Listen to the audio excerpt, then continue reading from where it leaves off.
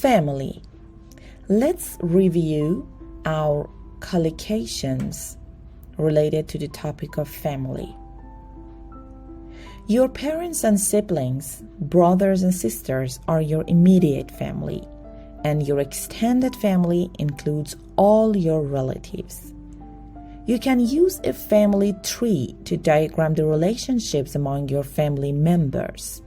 A person who is related to you by a long series of connections can be called a distant relative. If you're lucky, you have a loving family or a close-knit family. These expressions refer to a family that has good relationships where everyone loves each other and helps each other. If you were raised in a loving family, then you probably had a carefree childhood. That means you had nothing to worry about when you were young. On the other hand, a family in which the relationships are bad or unhealthy can be called a dysfunctional family. If the children experience abuse, poverty, or problems with the law, we can say they had a troubled childhood. Perhaps the parents went through a bitter divorce. That means a separation in which there were bad or angry feelings between the husband and wife.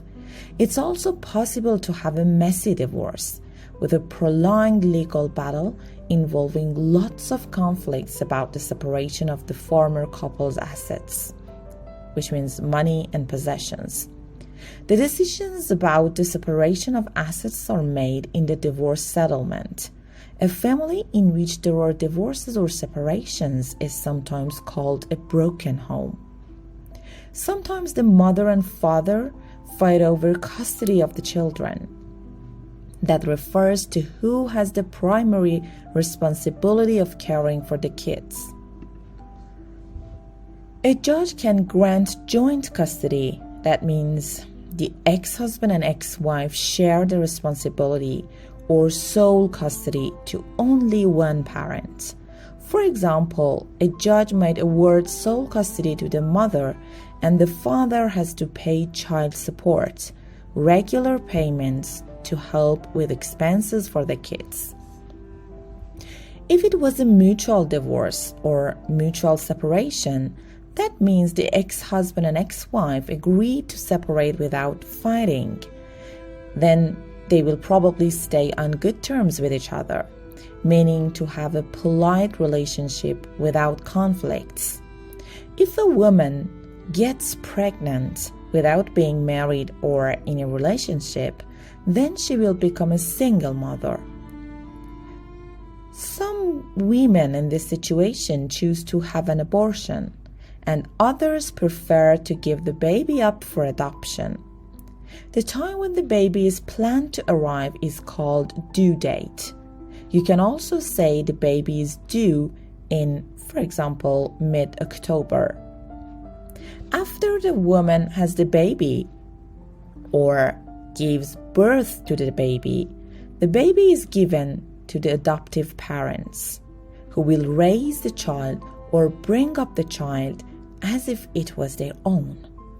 Sometimes when the adopted child is older, he or she tries to find their birth mother or biological mother.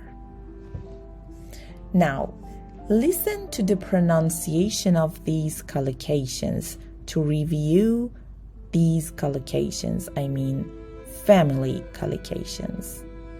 After that, you should talk about your family using these collocations. Eating collocations. Let's review words, phrases, and collocations related to this topic, eating. My mother radically changed her eating habits a few years ago. In the past, she ate a lot of junk food that is not nutritious or healthy, and was overweight. Sometimes she would try to go on a diet, eat less food and healthier food, but it would never last.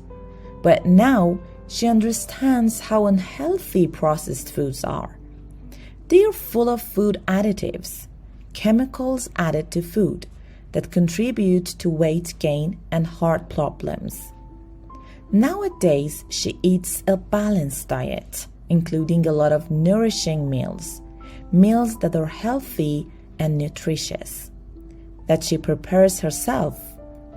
She doesn't buy organic food because she thinks the prices are outrageous, but she stocks upon fresh produce, fresh fruits and vegetables, so that she can grab an apple or some veggies when she wants a quick snack, something small and fast to eat. She has also learned to eat in moderation and watch her portion sizes, how much food you take. I often stop by her house when I'm in the mood for a home-cooked meal. The other day, she made a hearty stew, a thick soup with lots of flavors and ingredients that was full of beans and vegetables. My brother, who has a healthy appetite, the capacity to eat a lot, had a second helping, a second portion, but I found the stew so filling that I could barely finish my bowl. My mother recently told me that she'd like to try some international cuisine. I was surprised to hear that because a few years ago she had a bad experience after getting food poisoning. When you get sick because of contaminated food at a Japanese restaurant. So tomorrow I'm taking her to a Brazilian steakhouse. I told her to eat light meals, small meals during the day so that she doesn't spoil her appetite for dinner. Spoiling your appetite means eating food earlier and then not being hungry for a meal later. Now listen to the pronunciation of these collocations and try to repeat after the speaker. After that, you should talk about your eating habits using these new and reviewed collocations. Eating habits. Junk food. Go on a diet. Processed foods. Food additives. Balanced diet. Nourishing meals. Organic food. Fresh produce. Quick snack. Eat in moderation. Portion sizes. Home-cooked meal. Hearty stew. Healthy appetite. A second helping. International cuisine. Food poisoning. Light meals. Spoil her appetite. Now try the Lesson 7 quiz. Put the correct word in each blank to complete the sentence. Let's review collocations on words related to the topic of work. If you've just graduated from college and you've never had a job, you can start your career by doing an internship, a temporary low-level job to gain experience. Depending on the company, the internship could lead to an opportunity to get an entry-level job, a job that doesn't require much skill or experience at the same company. Although you might be earning minimum wage, the minimum salary required by law, if you do excellent work and are a good team player, you cooperate well with your coworkers, you could get a promotion, get an increase in responsibility, or get a raise, get an increase in salary. Hopefully both. Just don't slack off. Otherwise, you'll be fired or dismissed or lose your job. It's normal for there to be periods of time when you have a heavy workload, a lot of work, and need to work overtime, work extra hours.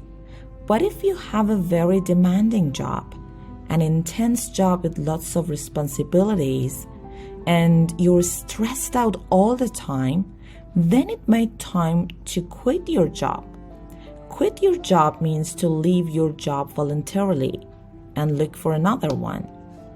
Now that you have experience, you'll be able to get a job with a more competitive salary that is higher than average, and generous benefits, extra benefits like health insurance, discounts, a company car, etc.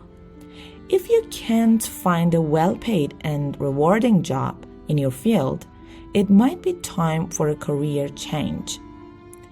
The typical way for applying for a job is to read the job ads in the newspaper or online. Then send your resume to the company with a cover letter. The company will then interview the candidates it feels are most qualified based on the job description. Sometimes job seekers, people looking for a job, need to take a menial job requiring a very low level of skill in order to earn a living or get enough money to survive while they're between jobs. But if you're persistent, a great job offer should come your way sooner or later, maybe even for your dream job, a job that would be perfect for you. Now it's time to listen to the pronunciation of these collocations. Do not forget to repeat after the speaker. After that, you should talk about your ideal job using these new words. Doing an internship. Entry-level job. Minimum wage. A good team player. Get a promotion. Get a raise. Be fired. Be dismissed. A heavy workload. Work overtime. A demanding job. Quit your job. Get a job. A competitive salary. Generous benefits. A well-paid job. A rewarding job. A career change. Applying for a job. Job ads. Interview the candidates. The job description. Job seekers. A menial job. Earn a living. Between jobs. A great job offer. Dream job. Now take the Lesson 15 quiz to see how well you remember the collocations about work.